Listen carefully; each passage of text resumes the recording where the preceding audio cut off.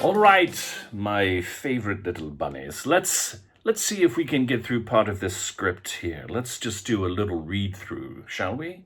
Gary, yes. Gregor, can I hate to interrupt, but I trust your genius as a director implicitly, but I'm having a little difficulty understanding how we're going to get through an entire episode of Sunset Clinic when we will never be in the same room together.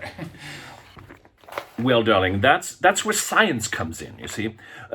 You will have a green screen behind you in the computer in all of its knowledge, and I don't speak computer, so I can't accurately explain, but it removes that color of green and replaces it with whatever you want. So you could be on top of a mountain, you could be inside King Kong's mouth, you could be wherever you want to be. So don't worry about that. The tech people will take care of you. I promise you. All right, well, I guess I'll just have to trust you. Oh, Gregor, I just wanted to add that it's such an honor to be virtually in your presence. Well, darling, I certainly appreciate that. And it's quite an honor looking at your face on a computer screen. All right, let's just move at the top of this scene. Scene 2. I believe where the scene will open, Marsha's in a wheelchair and John is beside her, and Marsha's just now, she's coming out of a coma, and she's been in this coma for quite some time, so I really want to feel that from you, all right? Let's kick it off. John, you've got to help me remember. I'm sorry, Marsha, but maybe some things are best forgotten. Oh, please, John. I wake up from a coma and they tell me that I've lost 3 months of my life and the use of my legs. I can't bear to lose my memories as well. How did the accident happen? You've got to tell me. Very well. You were driving to your parents and you were very upset. Gary, I'm sorry, love. May I make a tiny, teensy little bit of direction for you? I'm not getting your body energy. I would love to see you do more with your hands. Maybe put your hands on your face. You know, feel your face, feel the words come out of your cheeks. I'm sorry again, I don't mean to be difficult, but with the whole COVID situation, they tell you not to touch your face, and I try not to put my fingers there as much as possible. I didn't realize that's what they're telling us now. All right, here's what we do. Instead of that, why don't you take 2 little masks and put it on each hand, yeah? You mask up both hands and keep them at a nice, safe distance. Give it a try. Excuse me, Gregor, love. I'm seeing that she's so distraught so early on, and I just wonder if Marsha would really feel so much so soon. Could she be in some sort of a peaceful calm as she's waking up? Well, I'll tell you a story. I was in a car wash with Lonnie Anderson in Omaha, Nebraska, and she leaned into me and she said, you can get cleaned, but you'll never be new again. Take that for whatever it's worth. Excellent, Gary. Excellent. I love it. It's kabuki. It's new kabuki. Nubuki is what I'm going to coin that. Nubuki. All right. Let's pick it up. John, you're saying, very well, you were driving to your parents and you were very upset. And Louise, I really want to see you upset. You're a very lovely woman, and it comes across too much in your performance. This woman is waking up from a coma. She's sickly. She's probably ashen-faced, and her hair hasn't been colored like yours has, and she's not wearing any makeup. And I just want you to bring out more ugliness. Really push the ugly. Just for once, Louise, I'd like to see you look like the character you're actually being in the show, rather than looking like you came straight from the beauty parlor. Excuse me, but Susan Lucci, who is my mentor, Erica Kane from All My Children, 40 years on the job, and she always looked like $1 million. Well, I don't mean to burst your bubble, but having worked with her for God knows how long, Susan is actually a 14-year-old Irish boy. And when, all of that makeup is on her, it completely changes who she is.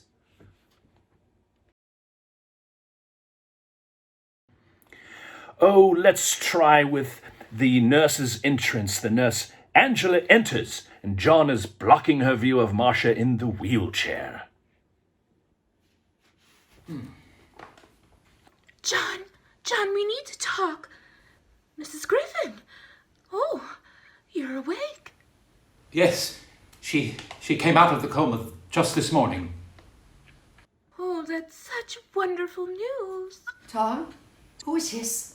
This is Nurse Lawson. She's been caring for you from the beginning. Lawson. Lawson, why do I know that name? Oh, John, please. This is important. Not now, Angela. I'm sorry. I have to break. I'm so sorry. Do you know what this scene calls for? A little sex. A little passion. I think we need some sexual tension inserted in this scene. What do you think about a kissing scene between the nurse and John? Oh, once again, I've got to ask how I could possibly do a love scene with someone who's not in the room with me. I was told that we could use like a green football or a pumpkin, and she could hold it up in the air and it would just put your face on it in post-production with those gentlemen in the tech department who always wear flannel and smell like feet.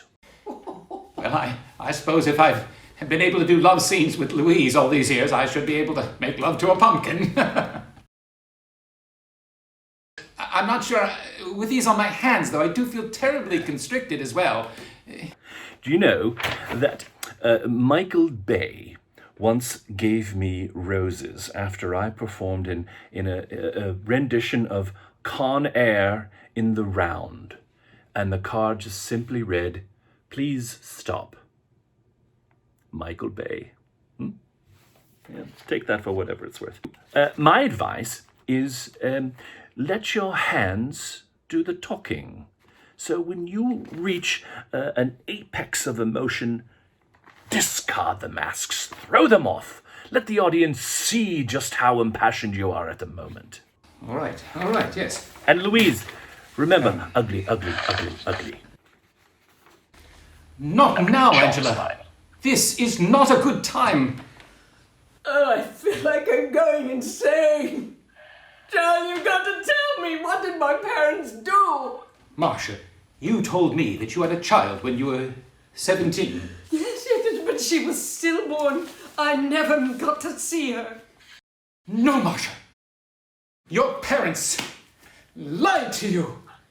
At the hospital, they kept the baby from you and gave it up for adoption. My baby is still alive. Yes. Oh, Gregor, now I see your genius. It's coming by confining my hands and then allowing them to be released. It's like I discovered a whole part of my acting I had forgotten. I was simply a tool. The muses, the Greek muses, simply used me as a vessel to get to you. You're much too modest. Genius. Or genius. Oh, my jazz hands are back. Gregor, please. Could I be honored with some extra notes? Is there something I could do before my line to punch it up? Yes, darling. I think we need to do something with your voice.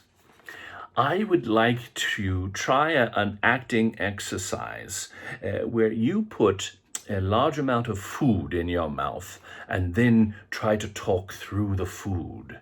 It's a little Eliza Doolittle, but I think it'll do the trick here. Well, I've got just the thing. I've got some... Just stuff your gourd full of food and then do your lines. Look at this. I want you two to watch her stuff her face like that. That's a real actress right there.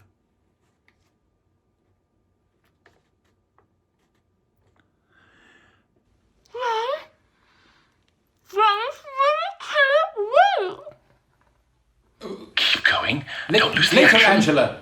Please. What? saying? Oh, no, Griffin.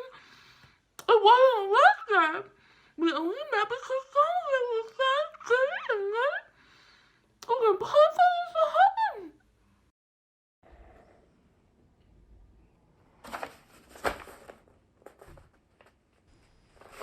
I think you bunnies are doing wonderful. You're doing great. This is going to be such a wonderful production. I'll be happy to have my director credit on it. Gregor, you've taken us to a new level. Thank you. I love it. I love it. You know, it reminds me of a story. I was eating a ceremonial goat with Jackson 5, and I was talking with Tito, who was clearly the most intelligent of all of them, and he leaned over and whispered in my ear. He said, "Do you know Michael has been in love with Herbie the love bug for 8 years?" And I simply said, love will find a way, you know. So take that for whatever it's worth.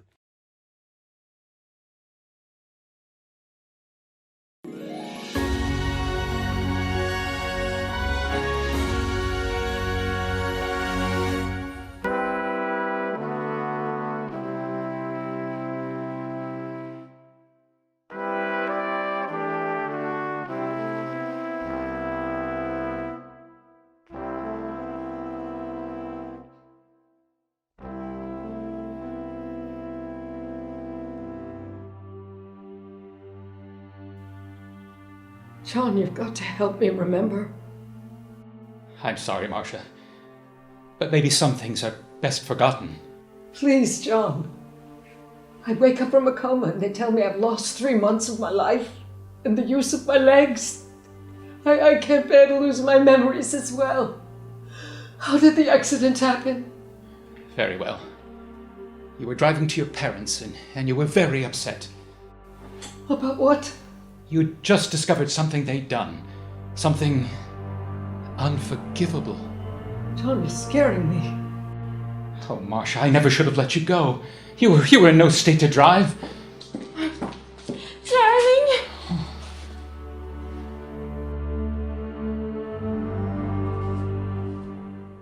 I have something to tell you. Oh, Mrs. Griffin, you're awake. Yes, she came out of the coma just this morning. Well, that's wonderful news. John, who's this? This is Nurse Lawson. She's been caring for you from the beginning. Lawson. Lawson. Why do I know that name? John, please. This is important. Not now, Angela. This isn't a good time. I feel like I'm going insane. John, you've got to tell me. What did my parents do? Marcia, you once told me that when you were 17, you had a child. Yes, but she was stillborn. I never got to see her. No, Marcia. Your parents lied to you. At the hospital, they kept the baby from you and then they gave it up for adoption. My baby? Still alive? Yes, and when you found out... I drove off to confront them. It's coming back to me now. John, please. Later, Angela, please! Oh, but I'm pregnant. What? What is she saying? God forgive me, Marcia. The doctor said you'd never wake up. And after all, I'm only a man with a man's needs. Is this one of the things you were hoping I'd forget? Oh no, Mrs. Griffin, it wasn't like that. We only met because John was here by your side day after day. We didn't plan for this to happen. This can't be happening to me. Someone tell me this is a nightmare and I'm going to wake up. No, no, no, no, no, no! Angela, please, can't you give her something to help her calm down? Still, Mrs. Griffin, this will help you. I don't want to calm down. No, the adrenaline is triggering my memories. My parents, they told me that they knew where my daughter was, that she was a nurse at a local hospital, and that her name was Angela. Angela Lawson. Marcia, you're walking. Mom? How could you? How could you do this to me?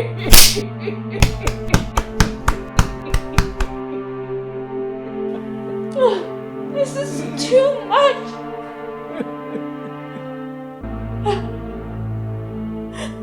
Angela, no. Think of the baby.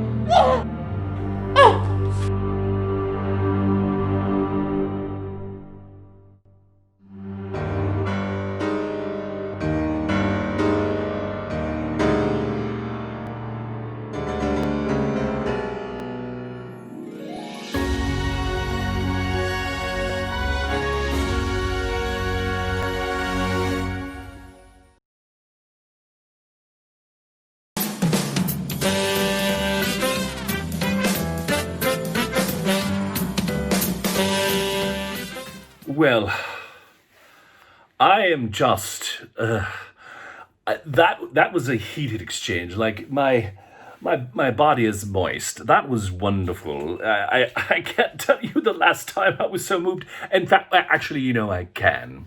I was playing skee ball with Michael Stipe and Ricardo Montalban. And poor Ricardo had an anal fistula that just kept giving him issues. But he was such a damn good skee ball player.